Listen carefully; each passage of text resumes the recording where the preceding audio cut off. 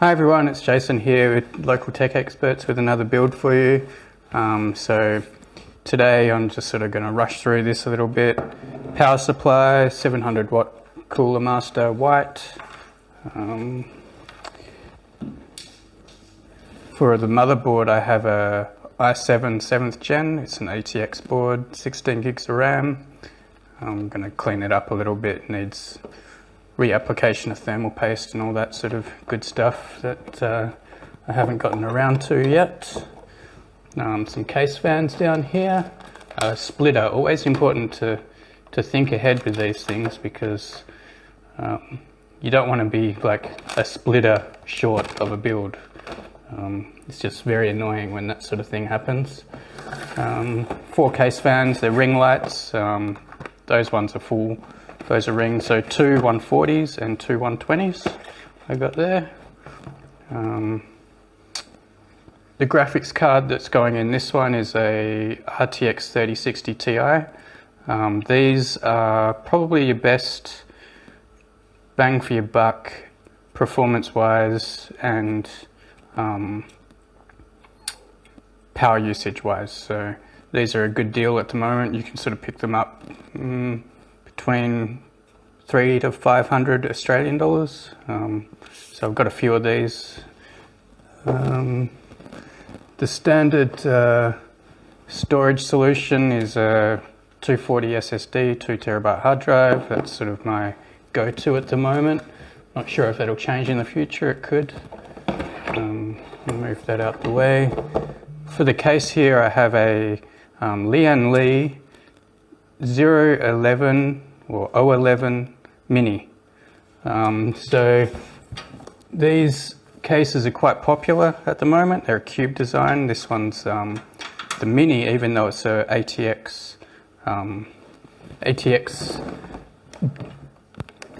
case. So I'm going to have to clean it up a little bit. It came in a little bit dusty, so I'm going to have to clean that up before I show you it properly. But yeah, it's a full ATX case.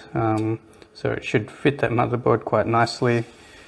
Looking forward to building into this because I've been seeing these around and they're quite popular. Yeah, I'll break it down and show you on the next shot. Thanks. See ya. Alright guys, so here's the Lian Li O11 Mini. Before I get into this, I'll just say that this Lian Li O11 has a few variants. This is the Mini variant. I think the more popular one is the Dynamic, which can take all the sizes of the motherboards and stuff, but it's sort of modular, I guess is the way. But the main thing is the Dynamic actually takes a small form factor power supply, whereas this one takes a full ATX power supply. So that's something just to keep in mind if you're looking at this case. I actually just took this apart, cleaned it up, reassembled so that I can show you guys me disassembling it again. So the way this one works is basically you take the top off first, which is held on by a couple of thumb screws and slides backwards. And then you can slide the glass out. It's held on by this sort of hanging with screws.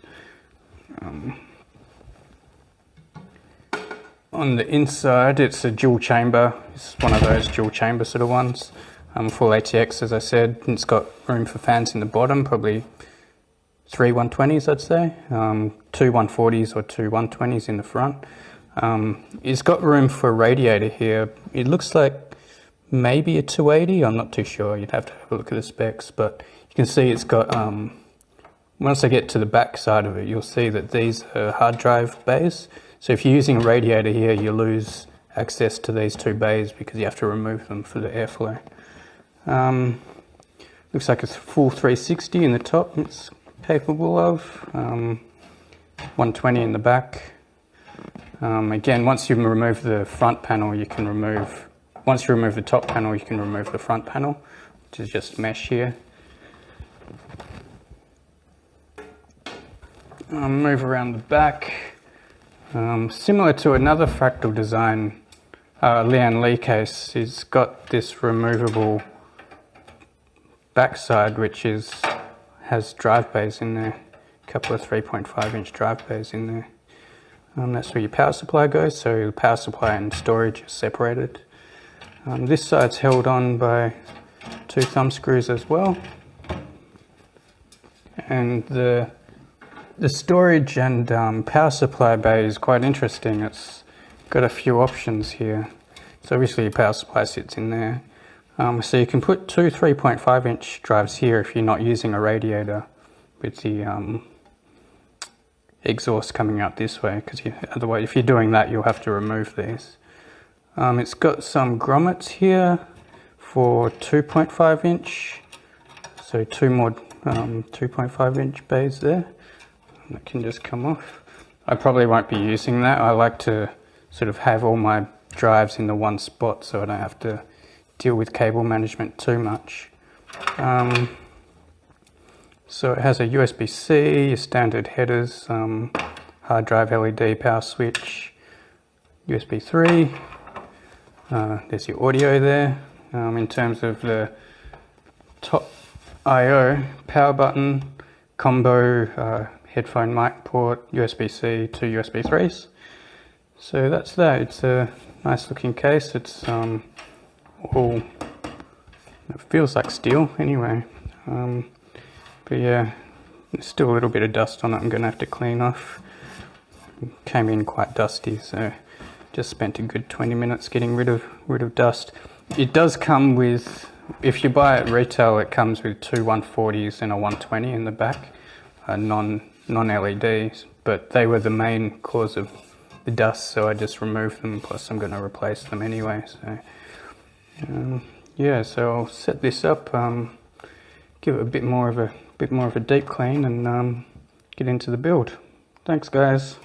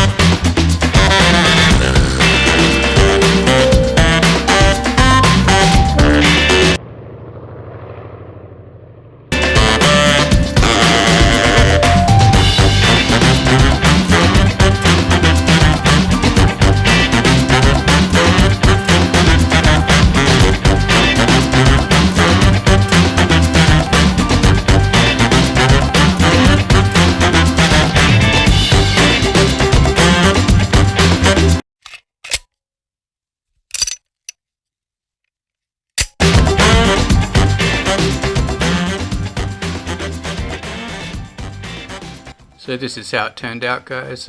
These cube cases are always pretty easy to build into. This one was no exception. Cable management's pretty easy in the back. I don't think anyone would have any trouble building into this one. Nice design, nice features to it.